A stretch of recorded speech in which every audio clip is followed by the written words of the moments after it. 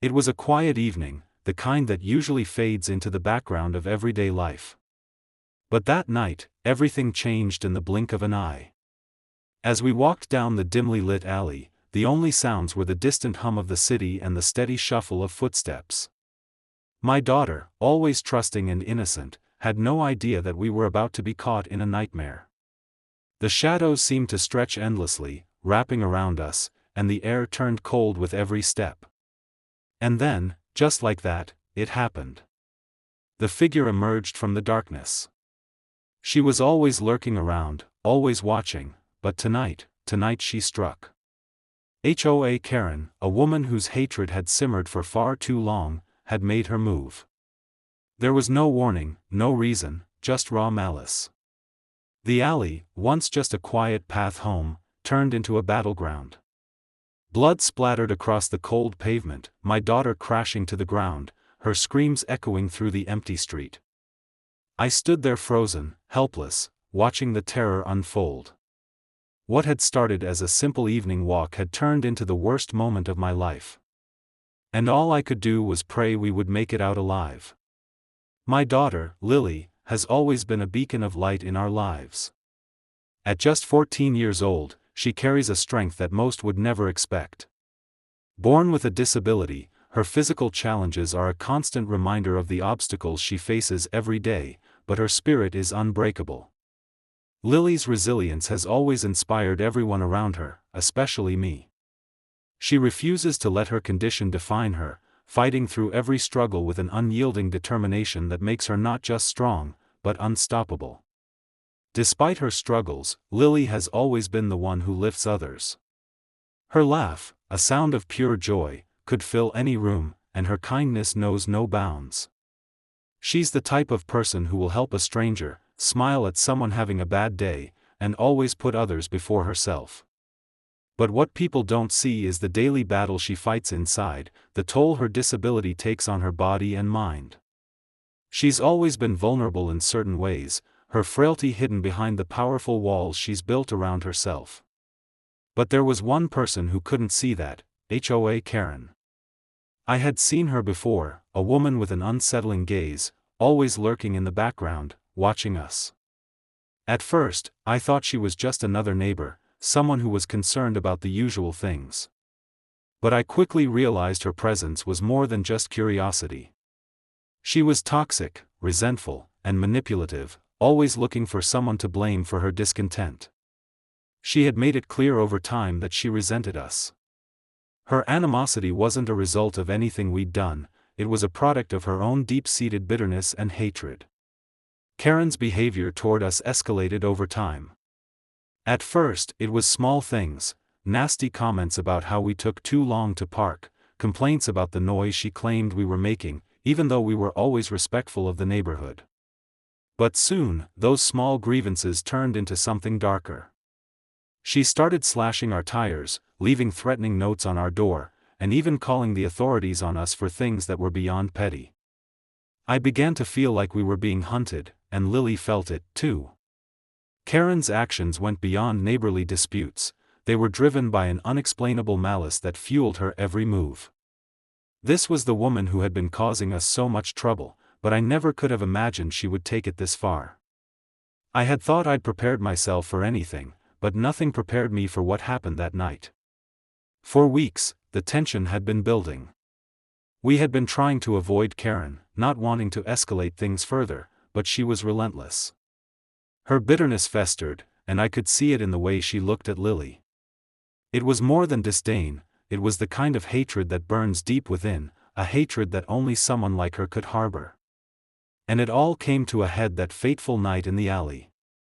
It wasn't just the act of violence that shocked me, it was the thought that someone who was supposed to be a neighbor, a part of the same community, could harbor so much animosity, and take it out on a vulnerable child like Lily. Karen had finally snapped, and we were the unfortunate targets of her twisted rage. The alley was nearly silent, save for the distant hum of the city that felt so far removed from where we stood. It was a shadowed path, far enough from the main road that no one would hear a cry for help. The cold air nipped at our skin, biting through the thin layer of clothing we had on, but neither of us cared. My thoughts were consumed by how quickly the day had turned from peaceful to ominous. The fading light of dusk barely illuminated the narrow passage, casting long shadows that seemed to stretch endlessly, closing in around us. I kept my eyes forward, trying to ignore the uneasy feeling gnawing at my gut. Lily, walking beside me, hummed softly to herself, unaware of the tension thick in the air. It was only when I noticed the stillness of the night, the absence of the usual street noises, that I felt the dread creeping up my spine.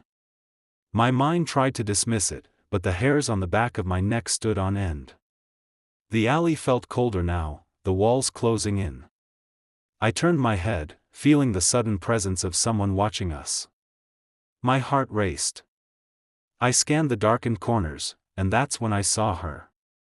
Standing motionless in the distance, shrouded by the shadows, HOA Karen. For a moment, I froze. Her eyes, cold and unforgiving, locked onto mine from across the alley. The world seemed to pause, the stillness suffocating. There was no movement from her. It was as if time had stopped, leaving only the unsettling silence between us. "Mom, what's wrong?" Lily whispered, sensing the shift in the atmosphere. I opened my mouth to speak, to tell her to keep walking, to hurry, but before I could say a word, Karen stepped forward. It was like a switch had been flipped. The calm facade she wore shattered in an instant, replaced by something darker, something unhinged. Her footsteps were deliberate, slow, each one echoing in the empty alley like the ticking of a clock. My pulse quickened. She was coming closer, and I could see the malicious intent in her eyes. There was no question now, this was no accidental encounter. She had planned this. I instinctively pulled Lily closer, my body blocking hers as a shield.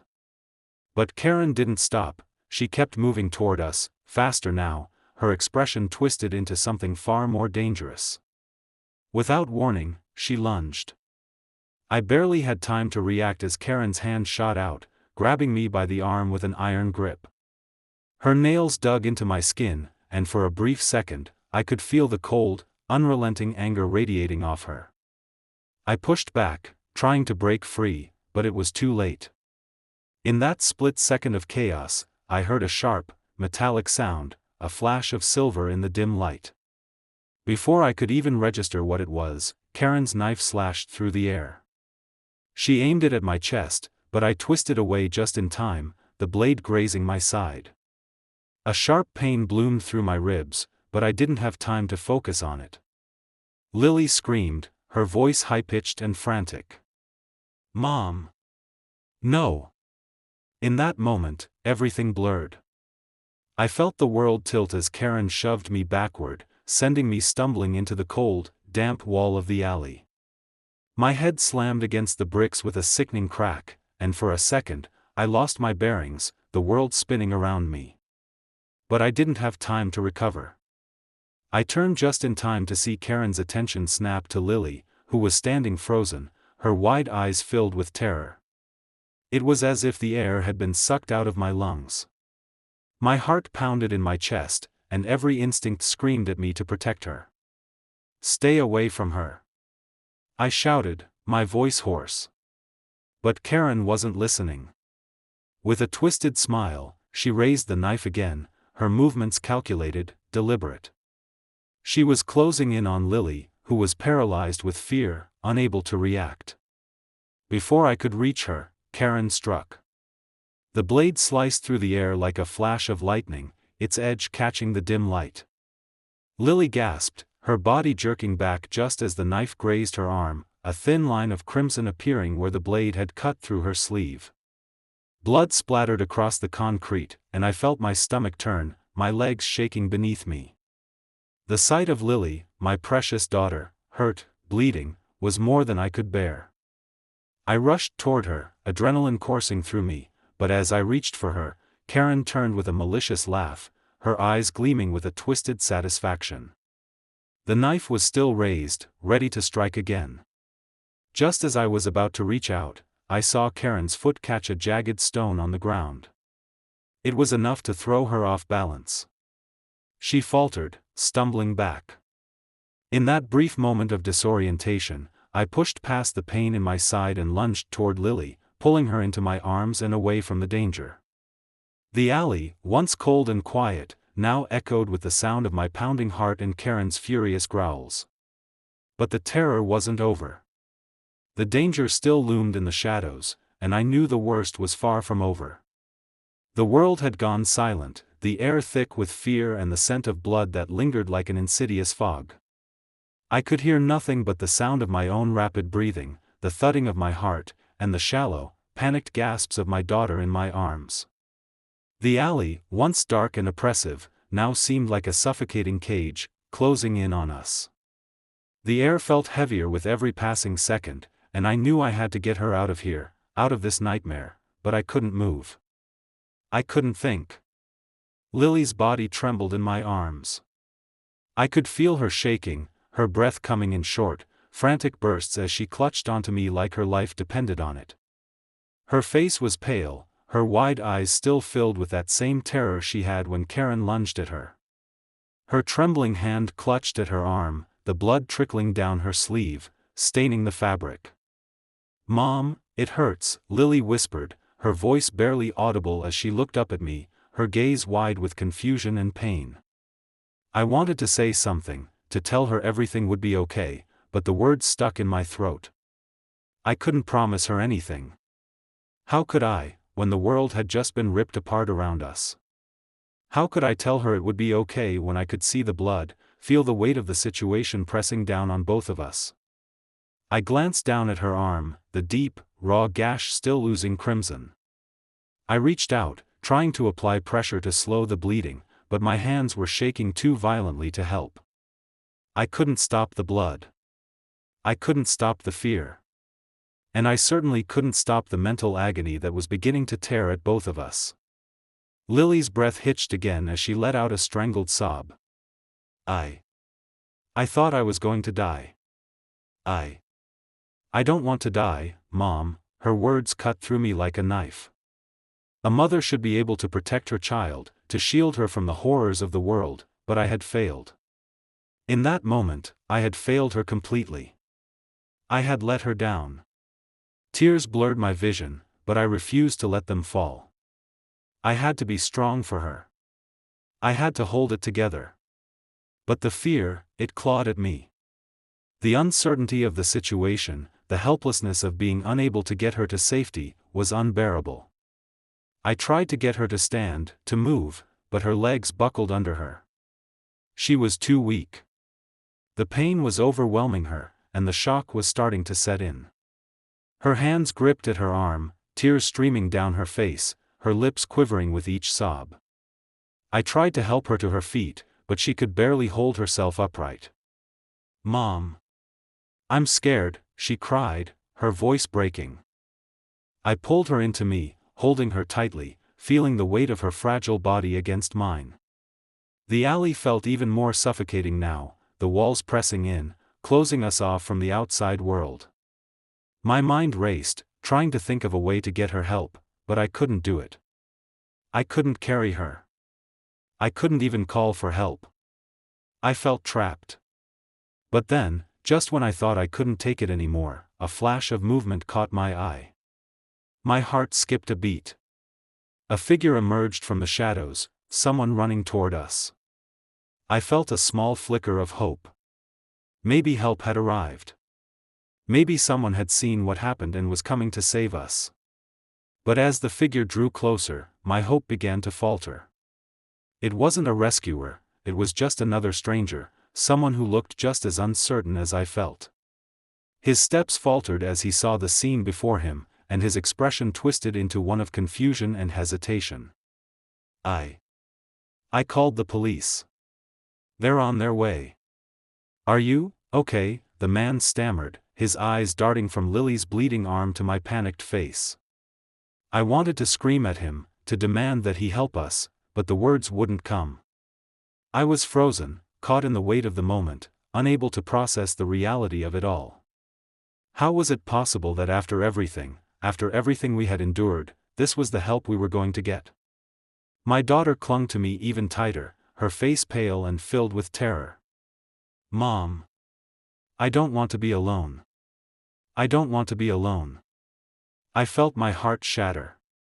How could I make this right? How could I undo the terror she had just experienced, the violence that had been thrust upon her so suddenly, so cruelly? The man seemed to realize the gravity of the situation, but there was nothing he could do. His presence only made me feel more isolated, more helpless.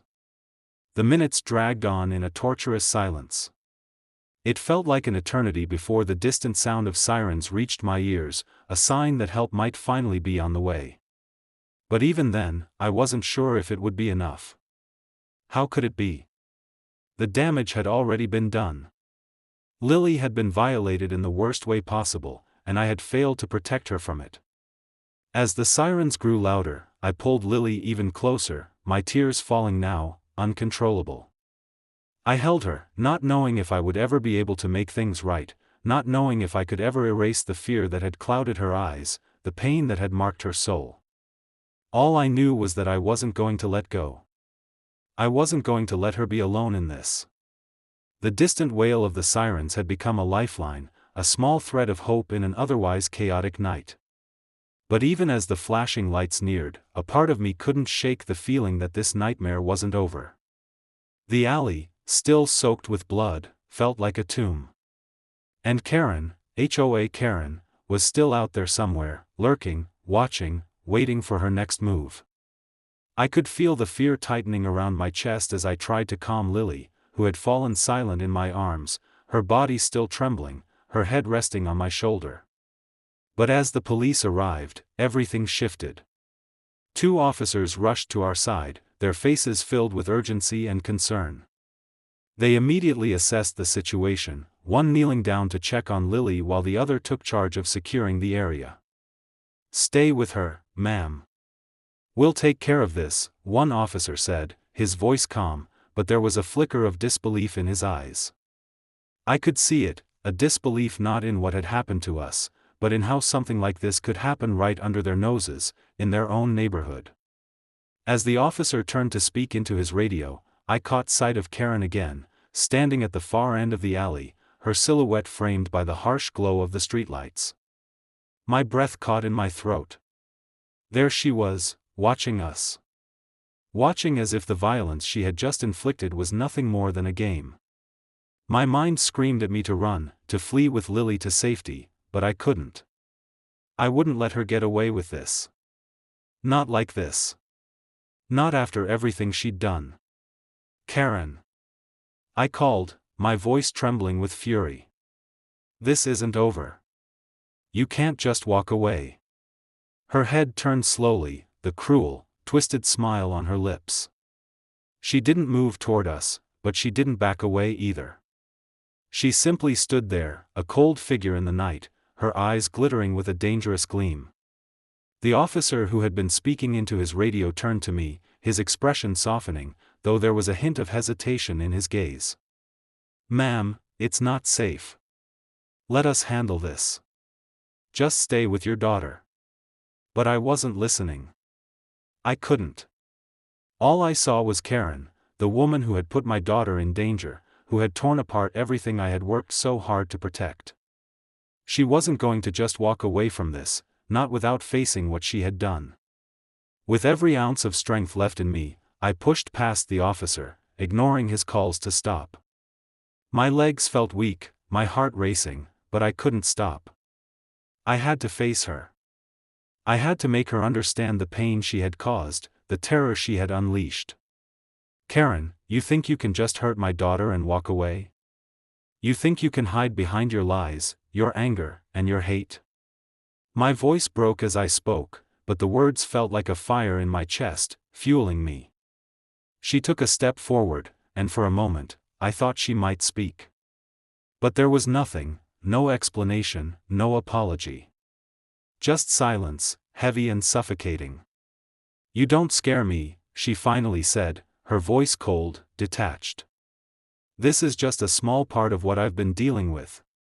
You think this changes anything? You think the law is going to stop me?" Her words sent a chill down my spine, but it wasn't fear I felt. It was rage. How dare she stand there, so unaffected, so unremorseful? How dare she think she could just walk away from what she had done? "I'll make sure you're held accountable for this," I said through gritted teeth, every word a promise. Karen's smile widened, an eerie, mocking expression. "Do what you have to, but you'll never win. You're too weak to fight this. Too naive." Before I could respond, one of the officers approached her, his hand reaching for his belt. "Ma'am, we need you to step aside. We need to speak with you about what happened here." Karen's smile faltered for a brief moment, but only briefly. She stepped back, raising her hands in mock surrender, as if playing some twisted game with us. "I don't have time for this," she muttered under her breath. Then, in a flash, she turned and walked away, her steps deliberate, like she was walking out of some minor inconvenience. I stood there, frozen, watching her retreat into the night, my fists clenched at my sides. The officers, too, hesitated, unsure of what to do next.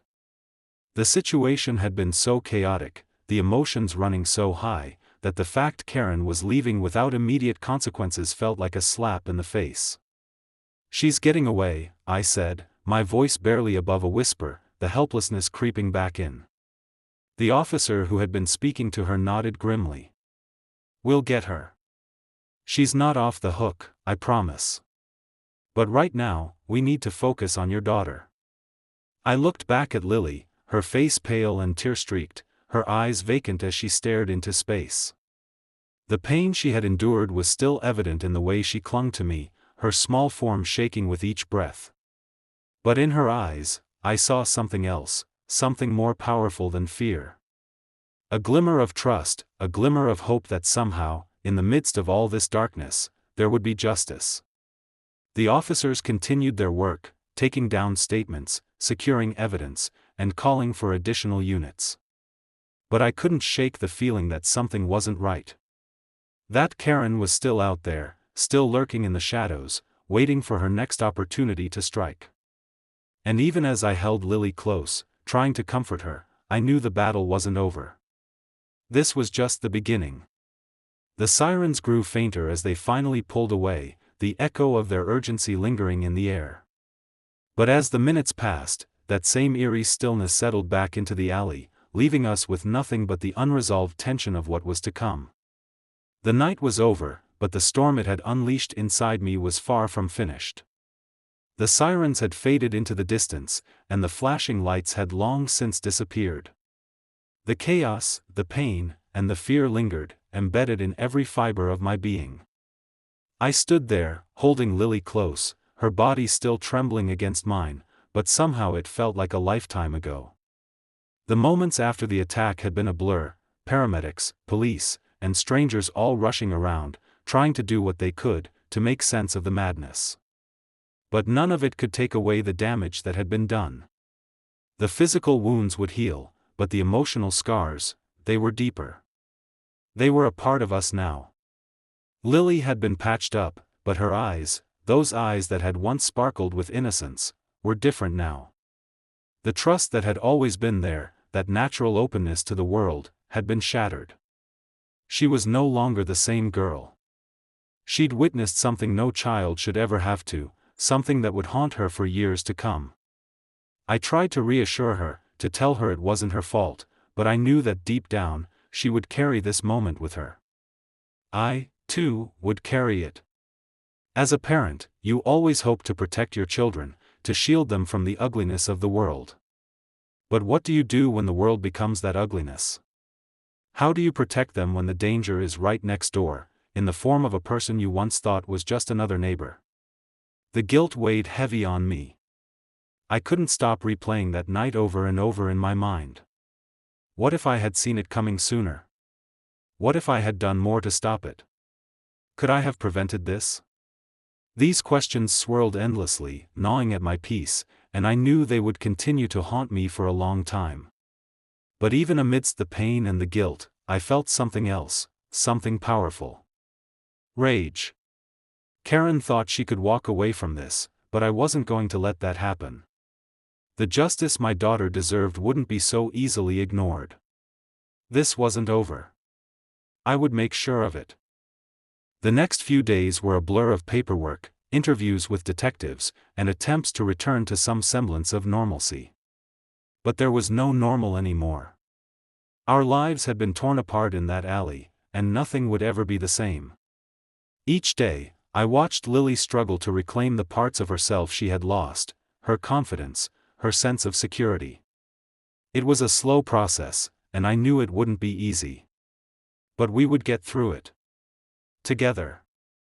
As the weeks passed, I started to realize that this story, our story, was far from over. There would be more to this fight. More to uncover. More to face. Because Karen's actions couldn't go unpunished. And even though she had walked away that night, she hadn't won. Not by a long shot. I knew we weren't the only ones she'd hurt. There would be more victims, more families who had suffered at her hands, and I was going to make sure their voices were heard. We were going to fight back, not just for us, but for everyone she had ever hurt. This wasn't just a fight for justice, it was a fight for redemption. A fight to restore the peace we had lost. And as I watched Lily slowly regain her strength, as I saw that spark of defiance return in her eyes, I knew one thing for certain: we weren't going to let her win. Not this time. The fight wasn't over. It was just beginning. Karen thought she could break us, but what she didn't know was that we had something she could never take away: the will to fight, the strength to survive. The road ahead would be long, but we would walk it, side by side, because the truth was on our side, and nothing could stop us from seeking it. What would you do if you were in my shoes? Would you back down, or would you fight for what's right, no matter the cost? If this story has left you shaken, if it's made you think about what you would do in my shoes, I want to hear from you. Drop a comment below and let me know your thoughts. Have you ever been in a situation where you had to fight for justice? Or do you think, like me, that sometimes the hardest battles are the ones we fight for our loved ones? Don't forget to hit that like button if you're with me in this fight, and subscribe to stay updated, because the truth is far from over. We're just getting started. And if you know someone who needs to hear this story, share it with them. We need to make sure Karen's actions don't go unpunished, and that every victim gets the justice they deserve. I'm not backing down, and I know you won't either. Stay with us as we uncover the truth, piece by piece. Remember, when it comes to protecting your family, you fight, no matter the cost.